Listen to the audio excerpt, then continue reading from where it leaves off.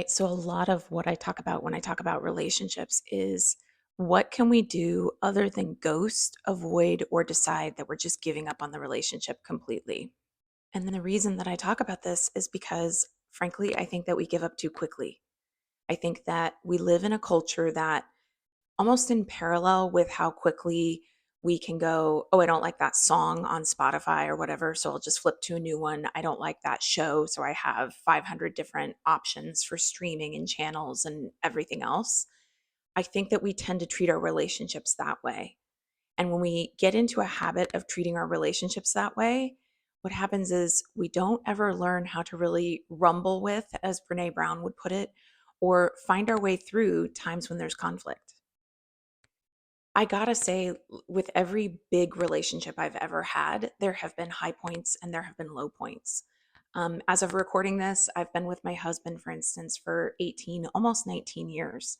And there have been long periods of time where we were in something and we didn't know how to get out. And my feeling at that time was, why am I putting up with this? I'm out. I'm over it. I don't want to deal with this anymore. I'm tired of this conflict.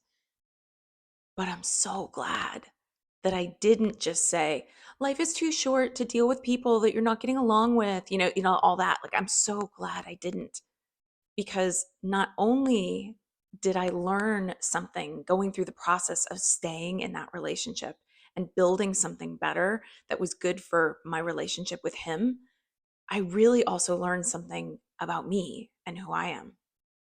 The Buddhists talk about the benefits that come with learning to just be and breathe, to just be with yourself, sitting on a cushion, breathing is surprisingly hard. And then when you add a lot of layers on top of it, all of our ego driven, this is the way it should be, attachments, I don't think that it should have worked out this way, I'm upset, I'm frustrated, reactivity. When we add all of that on top of it, we don't necessarily see clearly. And sometimes I think when we get too reactive, we forget that it's not just about us, it's also about this other person that we're so upset with. They have a hard time being a human being too. So if you're in a relationship right now and you're trying to figure out whether or not to stay or go, that is a nuanced conversation. You will figure it out over time.